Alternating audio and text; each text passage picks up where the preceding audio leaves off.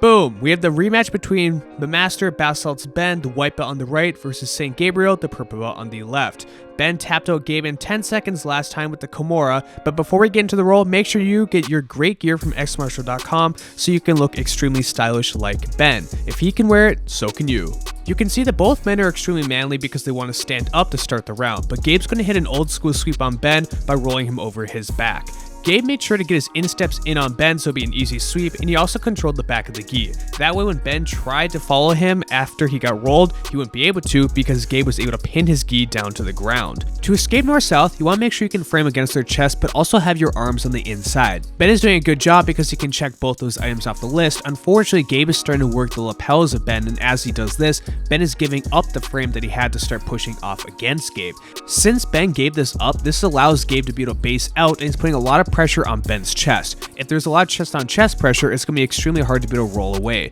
Ben makes an interesting call here because he's finally able to get up to his stomach and work towards turtle and maybe grab a leg, but instead he goes to his back and gives Gabe full control. Now let's zoom in on Ben's face, and we'll do that a few times throughout the roll because it's always good to see what a dedicated white belt looks like when he's trying to roll with a higher belt. Even if the technique is completely wrong, at least he's working the entire time. Ben earns a super quack because he's trying to twister himself. He keeps his hips high, but he's also getting his back turned by Gabe, and he's refusing to turn over to his back until his spine can no longer take the pain.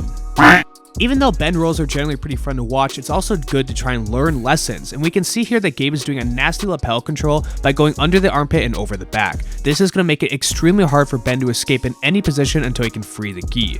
And speaking of gis, easy question of the day, how many gis do you own? Personally, I own 4, and this is a really simple question because the easiest questions are the best. Let me know in the comments below how many gis you own, and I'll give you my opinion on that. One of the best controls you can use in jiu-jitsu is 3/4 mount. They want to keep your foot captured, and this allows you to pinch your knees together on the ribs, and they force themselves to be put in jail. If you want to relieve the pressure, you have to give them mount, and that's exactly what Ben did here, and Gabe is doing a nice job maintaining the arm. The secret to controlling the arm is that Ben also can't grab your head because of course his arm is trapped. This kills the Ben, and you can see it on his face that he really doesn't like being controlled in this position. He wants to grab the head and try and put you in the buggy choke as much as he can.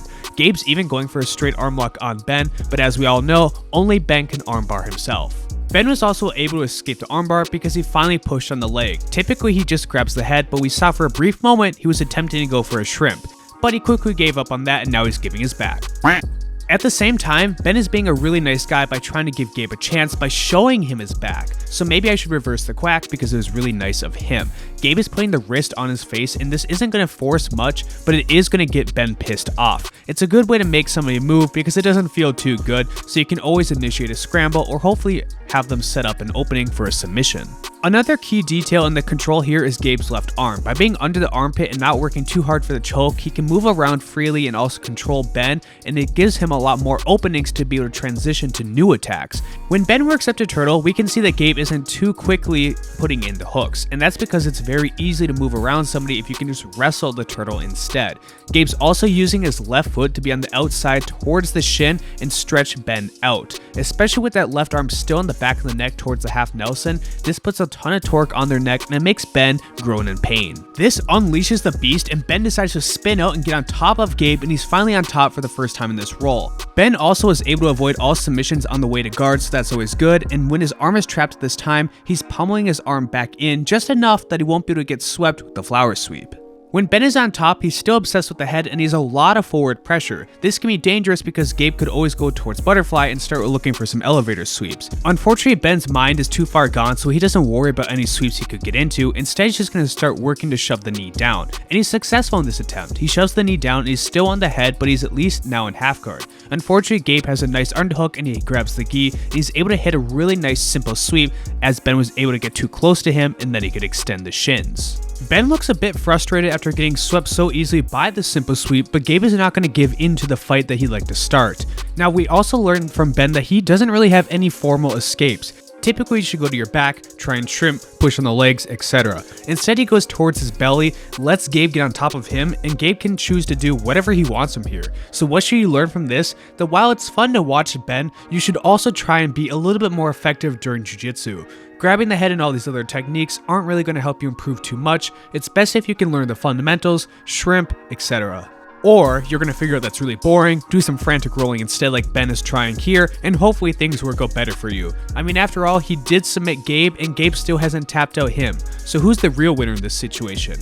Ben channels his inner Bruce Lee and is doing some wild kicks. He thinks he's been practicing his whole life at this one technique to kick frantically, but it doesn't look like it's helped him out too much as he's still stuck under Gabe in full mount. This is looking to be a little bit devastating for our boy, but luckily for Ben, the round comes to an end and he isn't going to get tapped out. Remember, if you appreciate the video, please make sure to like, comment, and subscribe. It really helps out me. And if you want to look hella stylish like Bath Salt's Ben, check out my link in the description below to get gear from xmartial.com. Thanks to my current viewers and patrons. I appreciate all of you.